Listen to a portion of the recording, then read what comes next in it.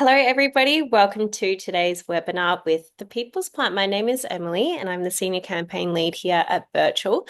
And just before I introduce you to the team, which is Beck, Emily, and Ben, I'd like to begin by acknowledging the traditional owners of the land that we're coming to you from today. Birchal is based on the lands of the Wurundjeri people of the Kulin Nation, and we pay our respects to their elders, past, present, and emerging. As mentioned, I'm joined by Beck, Emily, and Ben from the People's Plant. Birchal's working with them on their upcoming crowdsource funding offer. A few of you might be a little bit unfamiliar with what crowdsource funding or CSF is, or you might even know it as equity crowdfunding, but essentially it's a relatively new form of fundraising here in Australia that started in 2018. So it allows smaller businesses and startups to raise capital from a large number of smaller or retail investors, as well as wholesale and sophisticated investors through an online platform such as Birchal. So instead of seeking funding from traditional sources such as a bank or venture capitalists, companies can turn to the general public, and often that's their communities, to raise money in exchange for equity in their business. Birchal Financial Services is the licensed intermediary for the offer, and I do want to remind everybody in attendance or who is watching today that the information and discussion in this webinar is for informational purposes only and should not be considered as financial advice or a recommendation to invest. So I would implore you to please do your own research and always consider the offer document and general CSF risk warning before investing. If you do need any more information, you can head to birchal.com, or you can shoot us an email at support@birchal.com if you've got any specific questions. Now, how today's session is going to run, I'll hand over to the team and they'll take us through a great presentation all about the People's Plant. So where they've come from, what they've achieved since their last raise with us, as this is their second raise, and what they're looking to do with this raise. And then we'll switch to a Q&A session. So if you look at the bottom of your Zoom screen, you'll see a little Q&A bubble. So if you've got any questions during today's session, please pop it in the Q&A box as we go along, and you will be able to ask any questions that you'd like. We are recording today's session, so if you do need to jump off early, a recording will be sent around. So without further ado, I'm going to hand over to Emily, Ben, and Beck. Hi, I'm Rebecca, and thank you, Emily, for the lovely introduction. So we are the People's Plant, cannabis by the people for the people. And who are we? Our mission is to put cannabis back in the hands of the people. We believe we want to become the most trusted and loved medicinal cannabis brand out there. I'm going to speak more in the next slide. So our story, again, I'm Rebecca. This is my brother, Ben. And we've had Emily working with us for nearly about 4 years on and off in different capacities. So we have a long-term relationship here. But it started with a family. So Ben, my brother, Tim, our cousin, and myself, we began, and we're proudly based on the Sunshine Coast. We're fully licensed. We focus on sustainability, quality, and affordability. So again, we're family owned and operated, and we're dedicated to a patient-centric care and providing affordable and reliable supply. What we've done so far. So just to give you a little bit of a background, I studied natural medicine, so I'm a naturopath. Medical herbalism is a large part of that. So I'm coming at it from a medical herbalist perspective and what creates a high quality medical herb. So in medical herbalism, the closer it is to its natural state, the higher the quality of the herb. There is a movement in the medicinal cannabis industry where indoor grown is considered a high quality, but it's more about aesthetics, whereas the actual therapeutic value, there's documentation supporting that the outdoor grown is a very high quality and a better quality plant. And coming at it from a medical herbalist perspective, that's what we're wanting to achieve, is the highest therapeutic value that's possible. So with our R&D and our 6 years of R&D, that's been our goal, is to achieve the highest quality medical herb that we can in a most cost-effective way of doing it. We started by putting seeds in the ground, and then through a very much like a Zen approach, we would add things to remove risks or to remove obstacles that prevented us from success. We spent quite a long time getting our methodology right. So we're able to, like the biggest risk of an outdoor grow is one weather event, such as a cyclone or something coming through and wiping out your entire crop, and then you've lost your whole year. So we've had to implement a little bit of technology so that we're removing these risks. So that risk is removed by being able to grow in a vegetative state in a greenhouse. So we've added a greenhouse to our methodology, and then we had caterpillars eating our flowers. So then we had to put an insect exclusion netting up. So there's all these steps that we've taken to get to the point where we're ready to commercialize. So we've removed all the risks that we were not able to live with, such as caterpillars or a weather event or something like that, but with the goal of having a very, very minimalistic energy input that's required. So a very, very environmentally friendly approach, but with a very, very high quality end product. So they're the goals that we have been working towards for 6 years. And we've developed something that's quite unique. I've never actually seen this done in a commercial way anywhere in the world. And it's something that I've been sort of researching. So it's a hybrid model where we're growing sort of indoors, greenhouse, and outdoors. We're taking the best of everything, but it's done so that the energy that's required is as minimalistic as possible, without any compromise on the highest quality herb at the end of the production. So that's pretty much what we've achieved in the last 6 years. On top of that, because we're growing outdoors, it's a microclimate that requires specific genetics. So some cultivars will grow particularly well in our environment, some won't. So we've been also developing our own genetics that matches our microclimate. So the combination of our methodology and the genetics that we've developed gives us a very high quality product at a very streamlined economical price and a very, very small energy footprint. So that's kind of the goal of that. That's where we are at the moment. And now we're wanting to scale that and commercialize it. That's what we've done so far. This is a video of from our last CSF. We raised enough money to build the greenhouse and the insect exclusion netting. This video will go for about a minute. You can see quite a bit of rain over Christmas. But everything we've done, because we've had 6 years to work on this, we've been setting everything up. So it's dry wood, so to speak. We just need to put a match to it and it's ready to go. So that's the insect exclusion netting going up, and then the greenhouse is in the forefront. It goes very quickly. I wish it was this quick to build. I'd say that would be Christmas break. And it's just about to be finished. Yeah, so basically we're vegetating in that greenhouse and flowering in that insect exclusion netting. So basically, if you look at the life cycle of a plant, it requires as minimalistic energy input as possible to achieve a perpetual harvest outdoors. Okay, that's where it's finished. And I'll now talk about what's next. What's next? So we've now got the ability to grow about 9.5 tonne every year. So we're running 1,200 plants every 2 weeks. So 1,200 plants go into the greenhouse, 1,200 plants go from the greenhouse to the outdoors, 1,200 plants is harvested. And now where those harvested plants go is what we're working on next. So we need to build the drying rooms, the post-harvest activities. So your bucking, your trimming.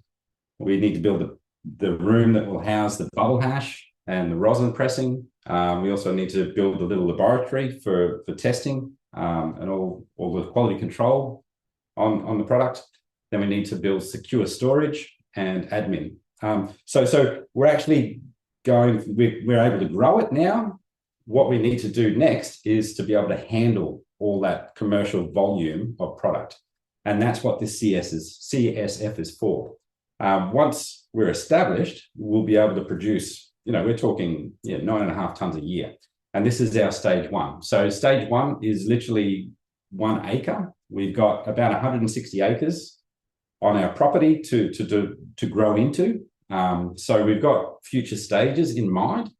Stage 1 is 9.5 tonnes. Stage 2 is sort of doubling that.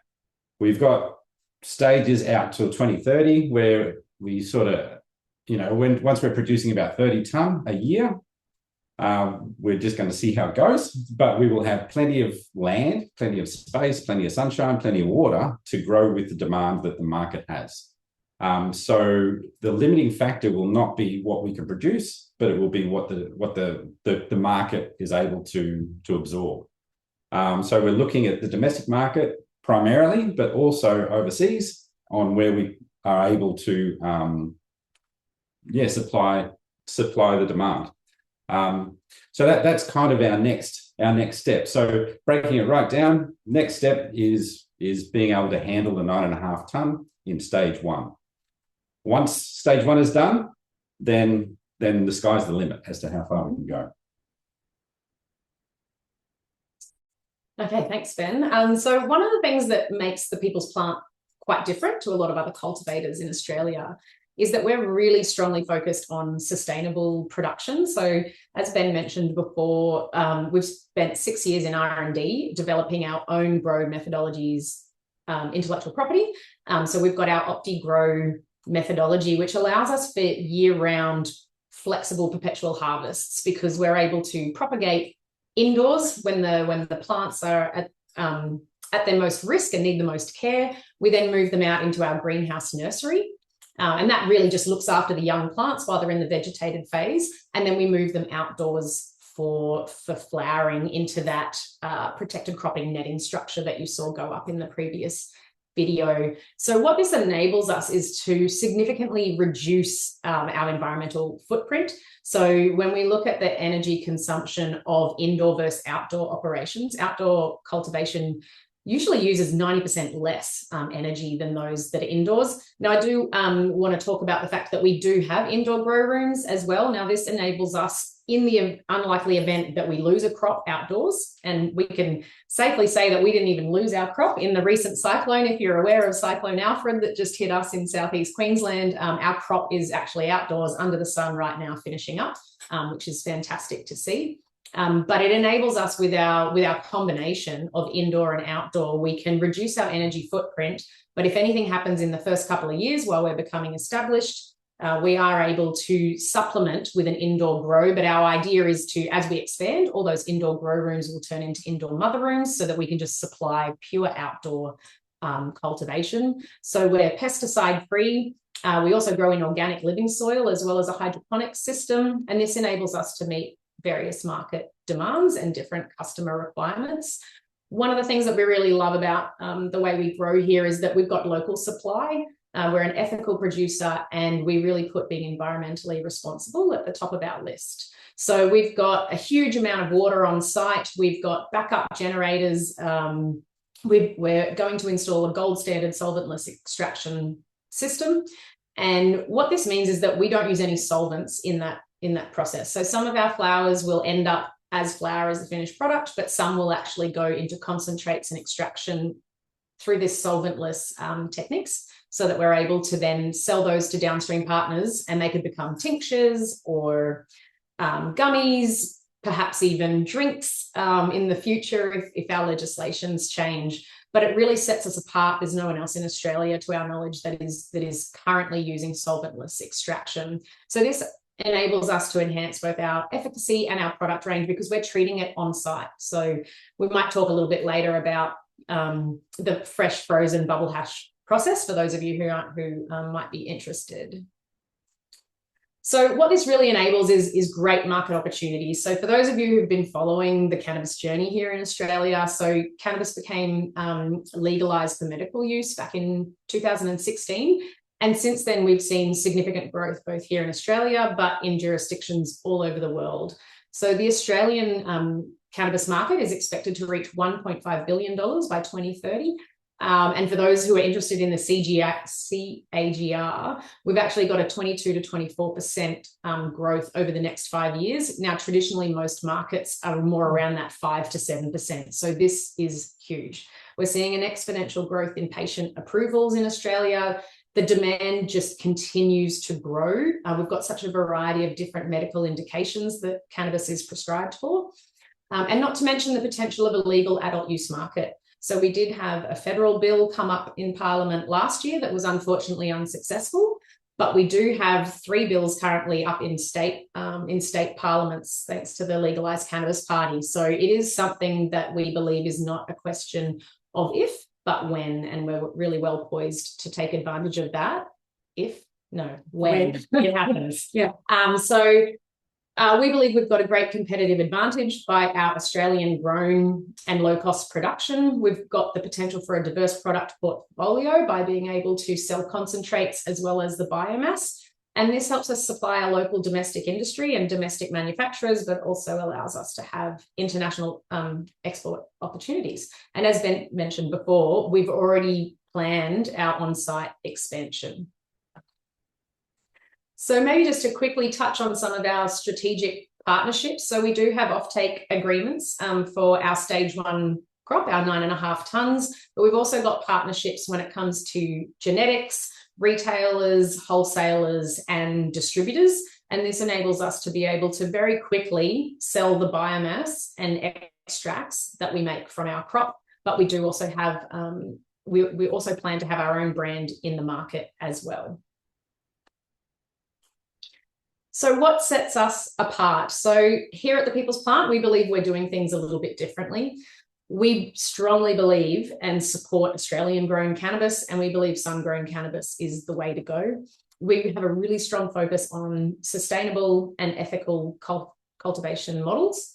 What this enables us in our approach is that we've got a low cost capital expenditure as well as low operating costs. So this means we've got lower startup and production costs, which makes us very competitive in the existing Australian market, but also potentially if we look at exporting overseas. So we've got the option to be flexible here with our OptiGrow methodology and our perpetual harvest cycle, which enables us to have 26 harvests per year here. We've also got the ability to do our on-site solventless extraction as opposed to shipping this off to a downstream partner. We're really focused on cannabis with a conscience. So we believe it's time that people started to think, where does their cannabis come from? Has it been grown sustainably and ethically? And for me, I like to support Aussie grown across my different consumer choices. And it's no different, I believe, with cannabis. We're very community orientated here at the People's Plant. We've got a unique market strategy and we've got the ability to scale, but to do it affordably. So that's probably about it for our presentation, but we would love to open the floor to questions and hope that you would like to join us in shaping the future of medicinal cannabis here in Australia.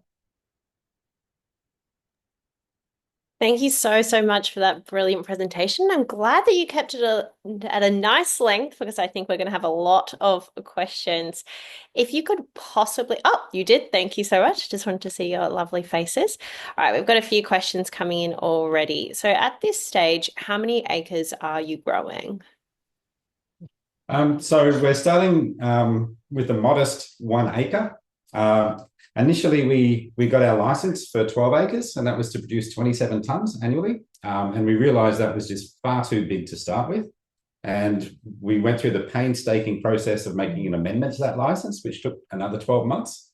But it was well worth doing it to bring it right down just to 1 acre to make it a good place to start. It's certainly big enough to make a good imprint, but it's small enough to be achieved. Yeah, 9.5 tonnes from an acre is huge. Is a very massive place to start. 9.5 million grams. So Huge. Who work in grams. So of the percentage of the funds that you're raising, what percentage will go directly into revenue generating activities rather than admin costs? That might be a tricky one to answer. Yeah, off the cuff, it's a tricky one, but you can see we are a very lean team. So admin costs are very minimal. Yeah, the whole idea at this point is to keep everything as streamlined as possible. We've only got just the staff that's required. We've got the intellect required to make the plan work. but we don't have the manpower to scale it at this point, and we're going to keep it streamlined until such time as we do need that manpower. So as much of the funds as possible go into infrastructure, and that infrastructure is what's going to get us into a commercial situation. So there's been a couple of questions about return on investment. So there might be a few people here who are a little bit unfamiliar with how crowdsourced funding investments work. So when you do make an investment under a crowdsourced funding offer, like you would be doing through the People's Plant, you should consider it a medium to long-term investment. So you're purchasing shares in either a privately listed or a publicly unlisted company. And so therefore these shares are generally considered illiquid. So they're not able to be traded on a public exchange like you would on, say, the ASX. So you might not be able to easily transfer the shares or sell them when you would like to. So a lot of the companies that you'll see on the Birchal platform are new, early stage or rapidly growing ventures. So companies like that often have in very early stages, and they have many years of hard work ahead of them to grow the business and execute on their strategy. So that's essentially what your investment would be spent on. But that being said, there are various ways that you could potentially receive a return on your investment. So, for example, the company could undertake an IPO and list on a securities exchange like the ASX.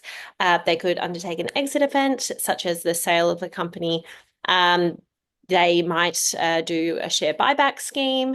They might declare dividends. There's a few ways to do it, but at this early stage, it's not reasonable for a company to be able to predict when or if any of these options might eventuate and what the return on investment might be. So always read the CSF offer document before investing. And if you do have further questions, you're welcome to reach out to us at support@birchal.com.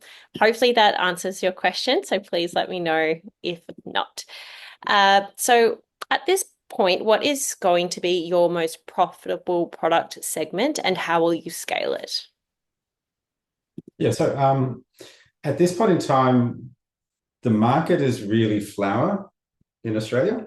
What we're seeing in other markets, that changes as the market matures. And as it matures, flower becomes maybe 50% of the market, and then derivatives. So things that the solventless extract would go into, such as edibles, so gummies, that type of thing, or vape carts.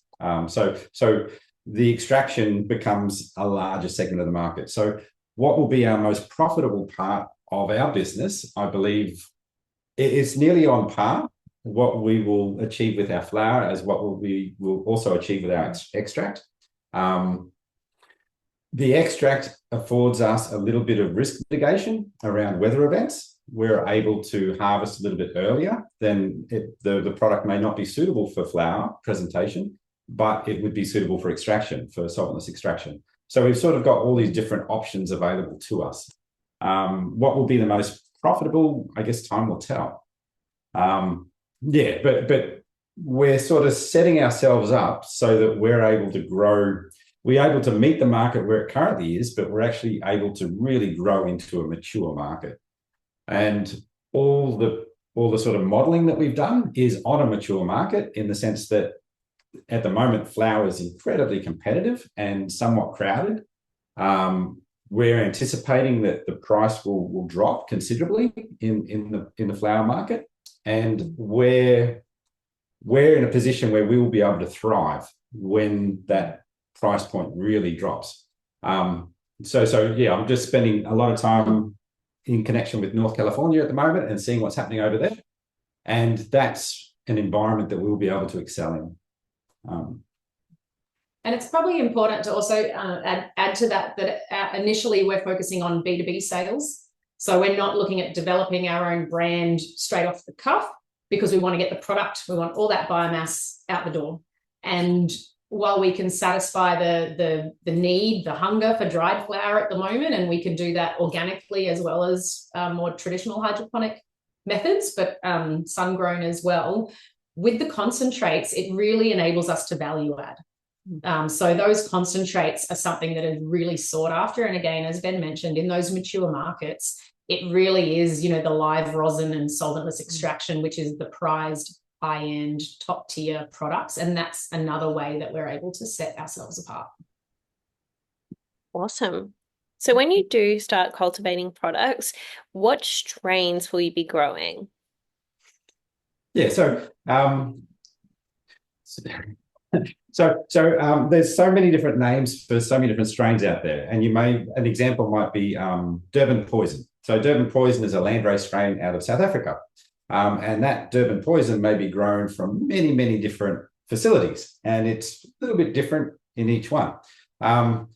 What we're doing is I think Australia needs to stand up and present itself. So we're wanting to breed our own cultivars that are uniquely ours, that are Australian, that do particularly well in our microclimate. So it will be a Sunshine Coast flavour as such. So if you're growing indoors, it doesn't matter where in the world. If you're doing a good job, it should all be the same. What is unique is when you're growing it outdoors and you're interacting with the climate, with the weather patterns and all that sort of thing. And that has an influence on the strains and the cultivars that do well in that environment. So it will be a constantly evolving and developing process where we will match the strains to the requirements that the market is demanding. We'll stay very much in touch with that. We're very much globally aware, and if you talk a lot about candy and diesel, these two flavors are very strong in California, so we can match those two flavors, but it will be uniquely ours. And what we're also wanting to do is in our community actually start to share naming these strains. So there can be a bit of fun and interaction that we can have with our community, where we can run competitions, and who can come up with the best strain name. And that's something that we'll grow into as time passes. Would you like to share? No, that's good. Okay. Brilliant. So how did everything hold up during the recent storm? Actually, these are really good questions. I also am hearing a lot of people asking questions about mold. So maybe Ben's obviously the best person. He lives here. He's on site. He lives and breathes what we're doing here. So he can really talk to this. Okay. So we did a reel yesterday afternoon that I think just got posted. So you're able to see that on our socials, and it's showing the crop as it is right now after the cyclone. So there's three concerns with a cyclone. There's probably more, but three big ones. One is flooding, wind, and then prolonged weather, rain. They're the things that we're worried about. Flood, we've chosen a property that won't be affected by flooding. So we're on the top of a crest. That's not an issue. The second one is wind, and that's where the insect exclusion netting helps to take the force of those gale force winds. And then the last one is prolonged rain, and that's our genetics. So we bred strains that are quite resistant and mildew tolerant. And if you look at the reels, you'll actually be able to see the crop. And we've got flowers, like a foot long or more, quite big, that are absolutely thriving in this environment. So Mother Nature has the capacity to do whatever she wants. 100% respect for Mother Nature. We were very fortunate that it wasn't as bad as nowhere near as bad as it could have been, but we still had probably 3 weeks of overcast weather with rain every single day. This time of year is probably one of the most difficult times of year to grow outdoors here in Southeast Queensland. And then the crop speaks for itself, and you'll be able to see that virtually as it is live today on that reel on our socials. They're thriving. It's a testament to the breeding that we've done. Do you want to say? Yeah, I might just add, being able to grow the plants outdoors and keeping them really healthy. Plants are just like humans. So, when we're doing well, when we're looking after ourselves, we're less likely to get sick or to be impacted, by stressful events. And it's the same with plants. So we've chosen, and bred elite genetics, and then the way that we care for the plant, basically boosting the plant's immune system, making sure they've got strong root zone microbiology, and now with this protected cropping netting that excludes insects, which also protects from hail and wind. We're able to protect them a little bit, but they're such strong, vibrant plants, which is different to when you grow them indoors. It's just like, again, it's like people. You imagine if you just live in aircon where everything's perfect all the time, and then all of a sudden you step outdoors, that's really hard to deal with. But if you're used to being outside, in the heat, in a bit of wind, in a little bit of rain, it actually encourages a stronger, healthier plant, and then the plant is more resilient. And one of the beautiful things about cannabis and growing outdoors is cannabis produces terpenes to actually protect itself. So by growing them outdoors, we're actually increasing the terpene production because the plant is actually doing exactly what its defense mechanism is meant to do, and that's producing all the cannabinoids and terpenes in those sticky trichomes to protect itself from the sun, like sunscreen, or from insect and disease pressures. So we're really just encouraging the plant to be as healthy and strong and resilient as it can be. And look, we were all afraid with the cyclone coming, but we also realized that this was a great opportunity for us to see, well, we can put our money where our mouth is, and has all those steps we've put in place helped protect our plants. And I do encourage you to hit up our Instagram page at The People's Plant, and you can see for yourself. Brilliant. So actually following on from that, are you able to control the levels of THC with outdoor growing? So that's largely based around, you can influence it, you can sort of guide it. It's largely your genetics, and then a little bit with your fertigation, and a little bit how you treat it. When you've got stable genetics, your environment will have influences on it, but the influences are relatively, there's a tolerance, and that's sort of a representation of the tolerance in the market in Australia at this point in time. That's the legal or the TGA enforced tolerance levels. We should be able to fall well within those. And just really being able to harvest the crop at the right time. So making sure that the nutrition program is optimal. And then we're in the crop every day. So inspecting the trichomes so that you're actually harvesting right at the right time. So there's just like picking blueberries or citrus, there's a perfect time. So, we're really monitoring the trichomes, and then we know exactly when is the perfect time to harvest so that we've got the highest level of cannabinoids, whether that's THC or CBD, depending on where the crop is going to.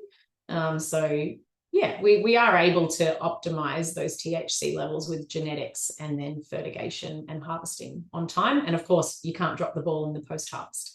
So that's also a very important process. Brilliant.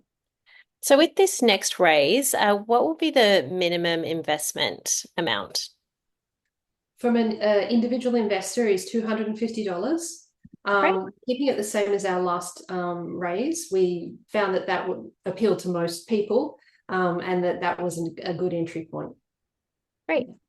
I will just let everybody know as well, if you are what's considered a retail investor, you are able to invest up to $10,000. If you do want to invest more than $10,000, you will need a wholesale a wholesale investor certificate, which you can get from your accountant. If you need some more information on that, I'll pop a little link to it in the comments. So at this point, how many major competitors are there in the space in Australia? Oh, yeah. I would say we're not at a point where we're competing in Australia yet. I think there is more than enough room for Australian growers, and we're working really collectively with the industry. So I think there's an opportunity for us to lift and support all Australian growers. The Australian market is currently dominated by imports.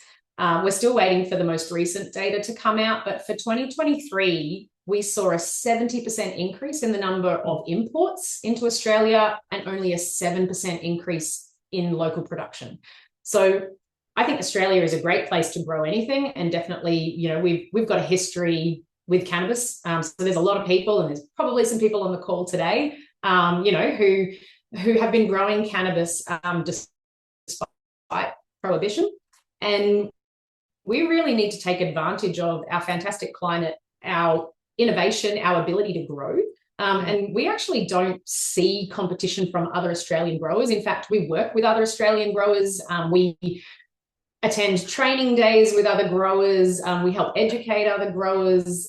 We are involved in the Australian Medicinal Cannabis Association and Australian Cannabis Cultivators, because we believe there's a space for a lot more Aussie growers. And instead, we need to band together, support Australian grown, and actually push back against the imports. So I encourage anyone who's on the call, if you are a patient, your medicine, and perhaps, talk to your doctor if there's an alternative that would be suitable for you that's actually Australian grown, and to support our Aussie growers. Yeah, 100% agree. Yeah. Yeah, there's a big plug for the Aussie growers. Please get behind all the Australian growers. We all do it differently. So I think we with our sun-grown approach, as well as being able to provide organic, there's not many people who are doing that in Australia at all. So we're actually not feeling in competition at all. We're feeling like we're all working together and we're a great team. We had a recent Australian Cannabis Cultivators Training Day in Brisbane just last month. And it's just so great the way all the growers get together and share insights and troubles. And by the end of the day, the biggest concern was, how do we push back against imports? So help us on that level and support Aussie grown. Yeah, there's medicine miles. Like, food miles, it's medicine miles. Yeah, try to keep it as local as possible. Brilliant. So apart from the medicinal purposes of your product, have you had much consideration to using other parts of the plant fibers for materials such as clothing, ropes, containers, etc.? They look at me because it makes me so excited. All of the possibilities for this plant. Yeah. I'm super excited, and we are looking at these options for, especially as far as using our waste as well. So watch this space, but not yet.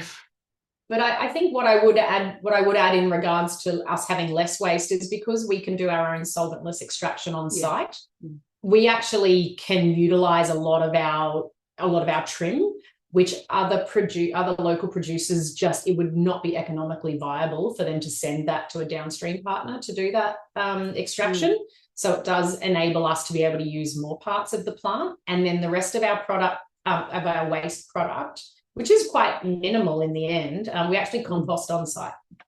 So there is the ability to then use that compost for down the line. Yeah, it helps remediate the soil. So it's an input.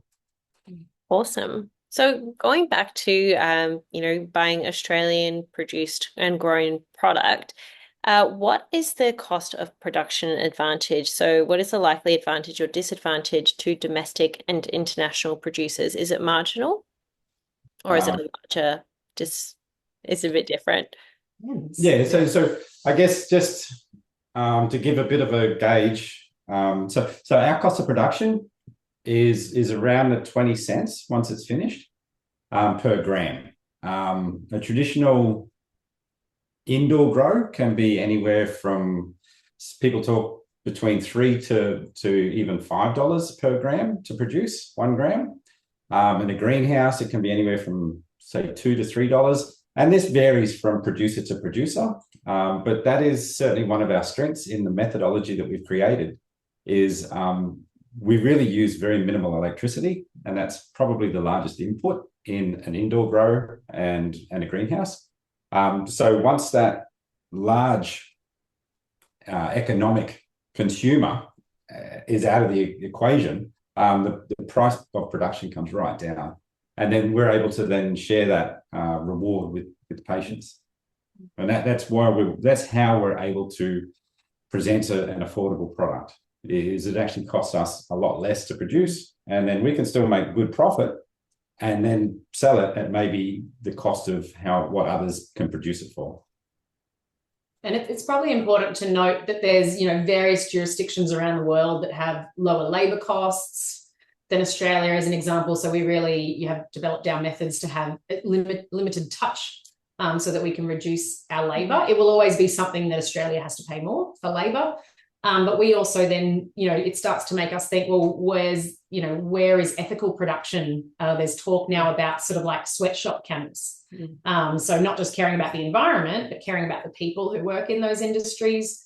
And I think it's important to remember that just because cannabis might be imported from an overseas, more established market, it doesn't always mean that it's better. So I know this happens in the wine industry as well. So why is that product being dumped on the Australian market at such a cheap price?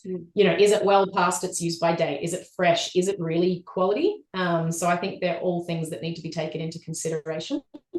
And so, with our model, because we've got this perpetual harvest every 2 weeks, we're always going to be able to supply fresh cannabis. So it's not going to be 6, 12 plus months old sitting in a vault. We're growing it, we're processing it, we're getting it out the door. Brilliant. So there's been a few more questions around the offer as a whole. Oh, sorry, Em. Sorry, just to mention that has a lot to do with harvesting every 2 weeks. So that consistency out the door that Emily's mentioning is because of the model that Ben has set up. Yeah. Absolutely. So there's been a few more. Sorry, I think my internet is being a little bit funny, so apologies to everybody. But there's been a few questions around the offer as a whole, and one about clarification on predicted finances and future milestones. So if I wasn't super clear before, I'll elaborate a little bit further. So essentially for early stage companies, they don't have a substantial basis to base future financial predictions or forecasts from. Therefore, it can be considered speculative and perhaps misleading to investors. So for equity crowdfunding companies or CSF companies, that's not something that is readily available at this stage in the company's lifespan. So hopefully that clears it up. And there has also been a few questions around the price of shares. So that will be released in the offer document when the offer does go live on Tuesday next week. So anything that you need from a financial perspective, that will be outlined in the offer document as well. So there's quite a bit of information in there. But if you do have any more in-depth questions you'd like to ask the team before the offer does go live next week, if you go to the People's Plant's Birchal profile, there is a message button and you can message the People's Plant team directly. So you can set up a meeting with them and have a chat about your questions in further detail before the offer goes live. So there's definitely that opportunity there. We also had a few questions from people about site visits. Is there the possibility to do that for investors? Yes, there is. That's one of the rewards that we're offering is if an investor chooses to invest $10,000, they will be given an invitation to come and visit the farm. Those farm visits won't be available until such time as we've actually finished the security aspect of our facility. This is just part of our own internal protocol that everyone that comes on site will need to go through the proper security process, and we need to establish that basically the security of the facility first. But for other tiered investors, we do offer remote tours, so that you'll be able to do like an online virtual tour, or to be able to chat with the founders or with our growers as well. Great. So what tools are you currently using to monitor and control costs, and how often do you review those? Tools to monitor costs. Well, I guess it's a spreadsheet, isn't it? Yeah, we're constantly in the spreadsheets. Yeah. So we do have a fractional CFO. So a fractional meaning that he only helps us part-time when we need him. He's a very accomplished financier, and he is very instrumental in making sure that everything is to the dime forecast out. That's our CapEx, our OpEx. Basically, from this point in time until we get into production, it's a very clear pathway forward. So that's, I guess, a tool. He's not a tool. He's a lot more. But he's the instrument in which we are managing our financial aspect. And it's done on is taken very, very seriously, and it's done in a very professional and high caliber manner. Yeah, and on the cultivation side of things, we're constantly looking at, how we can improve our efficacy in production. So by reducing our labor costs, reducing the cost of inputs, looking for alternative cheaper options, whether that comes down to the growing media or a fertilizer input. It's so important in cannabis in particular, but also across all crops that we grow, is that we are really efficient in those production methods. So it's something that we'll never stop doing. Always sharpening the pencil and looking at ways to improve production and lower the cost. Great. So there's been a question on how investors can monitor the performance and updates of the companies they've invested in. And I know it'll be different for you versus other companies, but each company will have a share registry provider, which essentially will issue shares to new shareholders. And usually that's used as a communication facility for companies that are issuing shares. However, each company is different in the way that they like to communicate with investors. Beck, maybe you could give us a little bit of information on how you communicate with your investors now? Yes. So we have frequent emails that go out to our investors, and we also have an investor hub that we have set up. And it has the latest from our social reels. It has updates from Ben about what's happening here on site. There's always the opportunity to reach out to us via email and contact us if anybody ever has any questions. And we also, I believe, Emily, Birchal, you can let us know, but I believe every October we also have to submit our financial records for all investors as well. So it's all done very ethically, it's all above board. It's all very easy for you to see exactly where the business is at any time. And we really encourage communication with our investors. And we have this hub at the moment, but the goal is to eventually develop our own app that people will be able to potentially have a communication between other investors as well, so that we're really working on that community aspect, because that's a really big part of who we are also, is our community work, whether it's within the cannabis industry, whether it's within our investors, or whether it's with the wider community. Thank you. So you raised capital last year through Birchal, and it was towards the later end of last year. Why have you decided to raise capital again so soon? Yeah, so we're really not wanting to waste time here. We're really wanting to get this business running. We raised the funds to establish our greenhouse and insect mesh. We've achieved those goals. Now we want to do our post-harvest. So we're building momentum. We're sort of building this force that's not going to be able to be stopped soon. And we're asking, we are putting it out there again that we do need more support to get this next stage accomplished, which is the post-harvest, so that we're wanting to actually have our permit or apply for our permit by the end of the year and be in market early next year. That's our goals.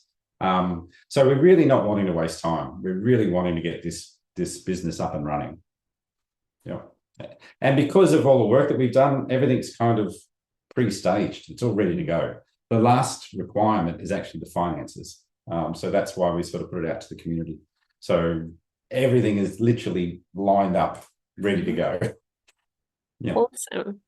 So how much marketing time will be required relative to staff time growing, and who is doing the selling?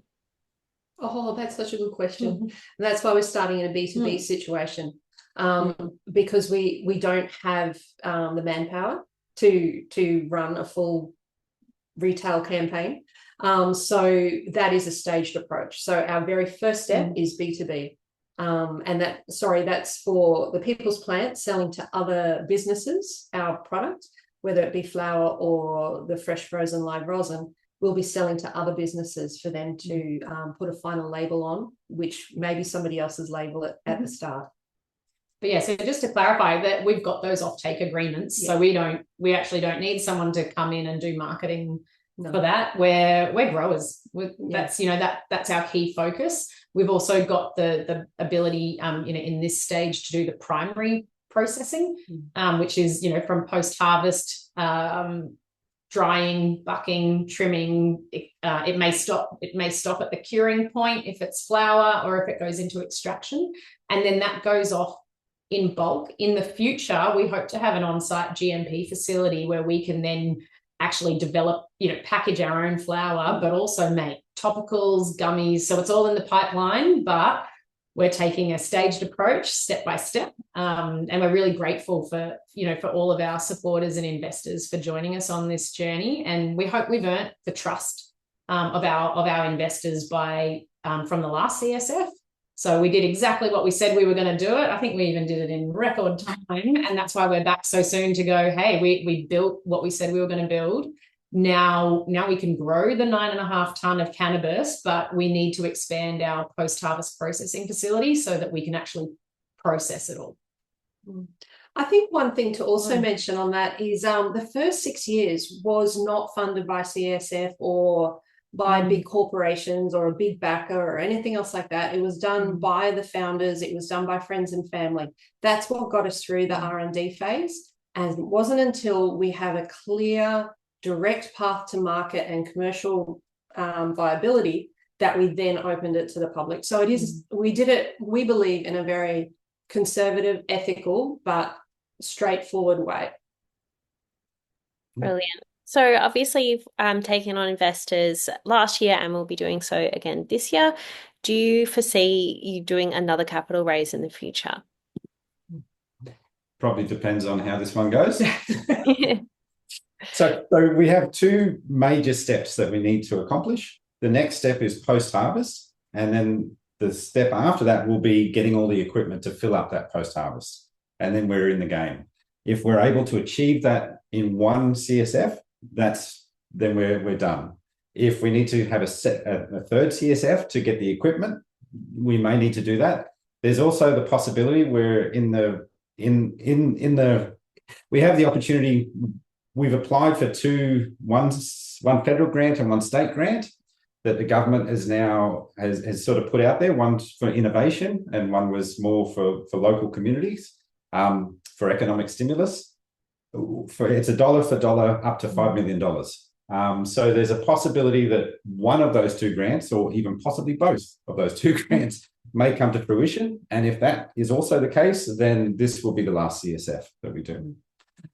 So there's a few factors at play that we don't know yet, but that's literally what is in front of us to get to market. Great. And at this stage, and you don't need to answer this unless you would like this to go public when your offer goes live next week, but how much money are you looking to raise this round? We're actually having really good conversations about this at the moment. We're having an overwhelming response from the community. So that's very encouraging. And so we're really working hard on this at the moment, but we believe that it will be finalised within the next few days. So if people could just be a little bit patient with us, that would be great. But we're really feeling the love. So we want to keep it realistic though. Absolutely. So in the first 6 years, did you take out any loans to fund the business? And if so, have those been paid off? So the main loan that we've sort of taken out, we purchased the property specifically for the project, and we lent against the property as the property values have gone up, and we put that money into the business. We don't intend to pay that back until the business itself is profitable and everyone is actually receiving dividends. That's our intention. So it certainly won't be, no loans will be paid out with CSF money in that regard. And that's just, we had to fund the R&D phase, and that was, we put our own money on the line to do that. So yeah, we've got skin in the game. We want this to work. Yeah. I think one important thing to remember too is nobody's receiving any dividends. No founder is taking any money out of this as a dividend until everybody's being treated equally as an ordinary shareholder. That's how it works. We all own ordinary shares, and that's where dividends get paid. Yep, we're all in the same boat. Brilliant. So if phase 2 of funding is successful, when do you expect to be rolling out your product for retail? Great question. Yeah. We really want to be in market early next year. Yeah, 2026. Yeah. Yep. We can Exciting. say 2026. There are things beyond our control between here and there, but that's our goal. Yeah. Yeah. So there's a lot of construction that needs to happen.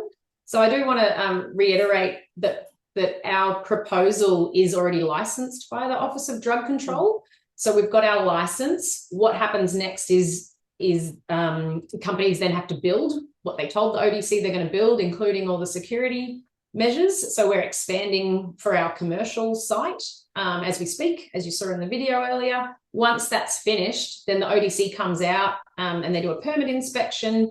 And then at the moment, it takes a couple of months just for that to get approved. Bureaucratic red tape, we have to live with it.